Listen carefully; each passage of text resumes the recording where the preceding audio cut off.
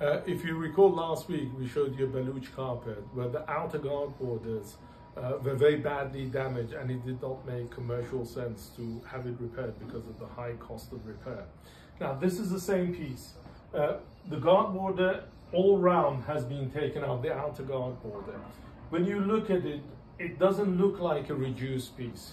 It's still the same Baluch with the beautiful center that we talked about before and lovely borders. Now, what's being done is that having taken out the outer guard border, a new selvage has been put in to secure the edges, and here double knots have been put in stop ends to stop it opening up and again securing the ends.